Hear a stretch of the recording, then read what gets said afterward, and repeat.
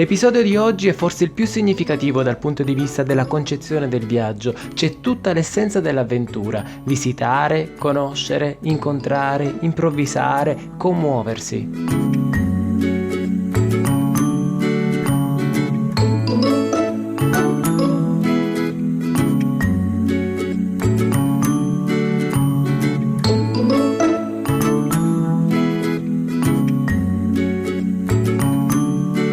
Finalmente eccolo, lui, il più famoso, il più visitato, magari anche il più bello. Signore e signori, Geirangerfjord, il fiordo più bello del mondo. Perfetto. Di fiordi ne avevo visti 6, 7, ma questo era veramente affascinante. L'ho trovato equilibrato, proporzionato, direi elegante, con stile. Lasciatemi dire una cosa, costa stupenda. Tu sarai pure stupenda, ma la visione del fiordo me la fai a merda. E sposta e deve parcheggiare più indietro.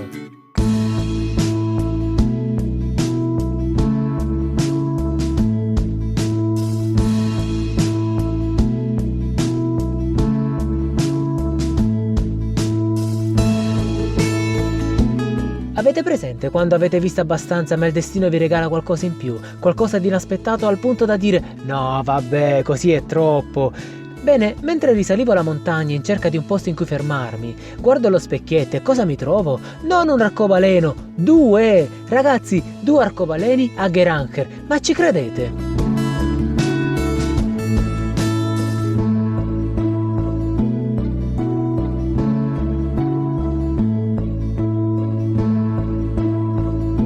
Anche questo significa avventura. Sono in auto perché fuori piove, non piove, piove, non piove, e quindi stavo cucinando fuori, però piove e quindi o si inzuppa tutto o entri in auto, ti fai un buco e inizi a cucinare. E generalmente il materasso è qui in diagonale perché non entra e io non entro con i piedi e con la testa, quindi qui ci devo mettere la custodia del computer con 2 cuscini per fare in modo di allungare il materasso, e da quest'altra parte qualcos'altro, le scarpe o una busta di plastica piena di qualcosa per allungare la parte dei piedi. Queste sono le cose sensibili che non voglio che tocchino terra. Qui c'è la mia chitarra e lì c'è la crème fraîche che userò stasera come contorno, le scarpe da calcetto che mi hanno salvato oggi perché ho fatto lo stupido e mi sono bagnato tutto. E diciamo che lo vedete abbastanza disordinato, ma state tranquilli che è più disordinato di quanto sembra. Adesso ho sistemato un po' perché dovevo riprendere, ma in generale non me ne frega proprio nulla. No, non è vero, dai, non è vero. Comunque, per la regola di conservazione dell'energia, non tutto è perfetto. Il meteo è stata la più grande pecca. Come ben sapete, e scusatemi se l'ho ripetuto tante volte, la pioggia e il maltempo non mi hanno lasciato in pace. Il pomeriggio, all'improvviso, il cielo si apre, la pioggia scompare, quindi via! Approfittiamone e anticipiamo la tratta dell'indomani. Magari non tutta, ma almeno la metà. Complice anche il fatto che con il mio amico non sono riuscito a mettermi in contatto. Peccato, ma ci rivedremo in paese, non fa niente.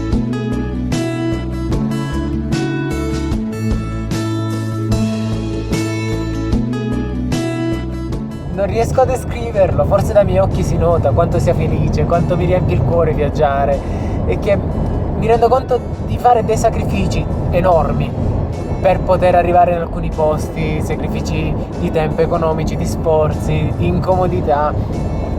Però poi guardare questi paesaggi ti sconvolge, ti apre il cuore, è quello che fa il viaggio, e viaggiare è la cosa più bella del mondo. Io amo viaggiare, e Davide, per favore, tieni le mani sul volante, almeno una. Avevo il tempo di passare da una delle chiese più antiche della Norvegia che, devo ammetterlo, mi ha lasciato estasiato.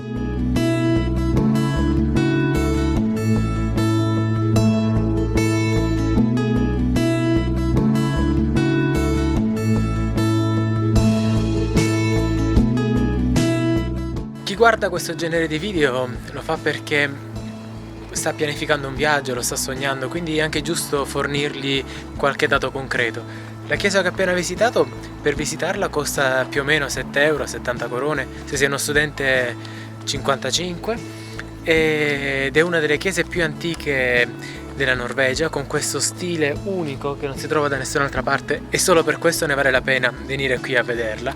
Ma all'interno c'è un profumo di resina e di incenso che personalmente non l'ho mai visto da nessun'altra parte.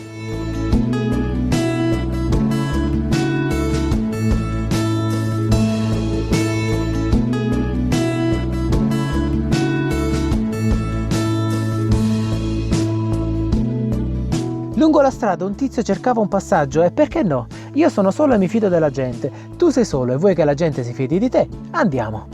Honza, ceco di nazionalità, sarebbe dovuto arrivare a Trondheim, laddove lo aspettava un suo amico, compagno di scalate che si era fatto male al piede. Quindi ha pensato di fermarsi con me in mezzo al tragitto, a Oppdal o un qualsiasi paese in mezzo alla strada, e di unirsi a me alla cena, alla schitarrata e alla nottata. Si è inteso, Io in auto e lui in tenda, per poi ripartire la mattina per la bella città norvegese.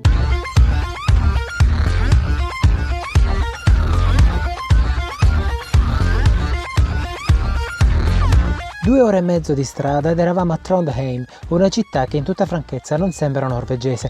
Non chiedetemi il perché, ma mi è sembrata diversa dalle altre finora, più solare, più allegra. Qui abbiamo incontrato Pavel, l'altro ragazzo ceco. Sono successi 2 episodi importanti, almeno per me. Primo, quando fai del bene, ricevi del bene. Honza mi ha offerto la spesa per cucinare e pranzare insieme perché io l'ho aiutato il giorno prima e lui aiuta me adesso. Poi dici, ma come fai a non amare il mondo in cui viviamo? È pieno di brava gente e se c'è qualcuno cattivo, ma che si fotta lui? Io continuo ad avere fiducia negli altri.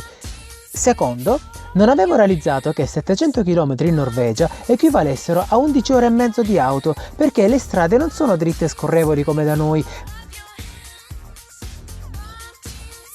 Poi si aggiungono anche le interruzioni per i lavori in corso. Ricordate quello che disse a Bergen a proposito dei lavori? Bene, estendetelo a tutta la Norvegia.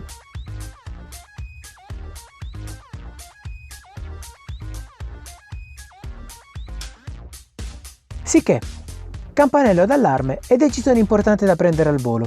Non posso dormire qui.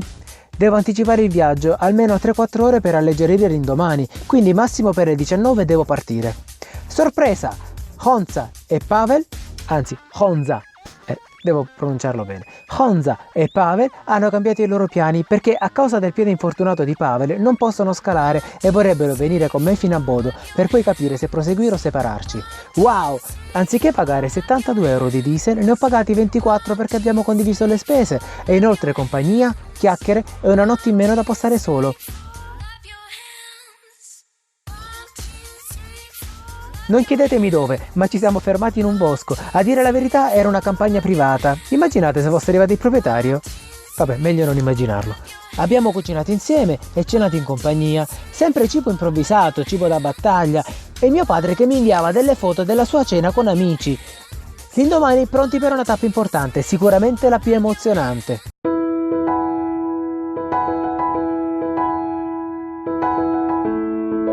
Inutile dire che il paesaggio era mozzafiato, lo è sempre stato da quando sono entrato in Norvegia. Un viaggio di piacere quando hai la possibilità di fermarti per strada quando ti pare e ammirare le meraviglie che il mondo ti propone. Cosa abbiamo nel menù oggi, mondo? Beh, abbiamo un'insalata di mare al sole, una crudité di fiume fresco appena scongelato, delle case di legno affumicato servite sul letto di erba tagliata al momento e per finire un semifreddo di montagne ancora innevate con una salsa al cielo azzurro che più azzurro non si vuole, va bene? No, quasi quasi vado al McNaturas.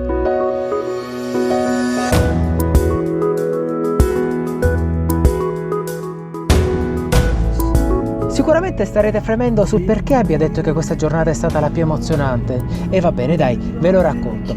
Allora, guidavo a suon di Alleluia di Buckley e cosa mi compare davanti? Il circolo polare artico. In sostanza una linea immaginaria, 1 chilometro in più e in meno, non cambia nulla e invece cambia tanto per me. E credo che le lacrime lo dimostrino. Ce l'ho fatta, sono arrivato al circolo polare artico. Fino ad adesso è stata l'emozione più grande del viaggio. Credo non sarà la più grande perché mi manca ancora Capo Nord, però è il significato che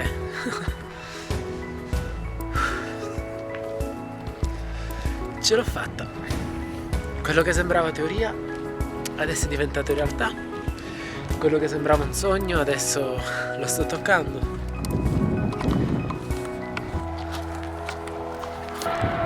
Sto toccando la neve del circolo polare artico, la neve del Polo Nord.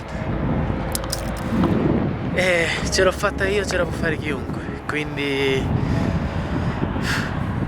sono emozionato.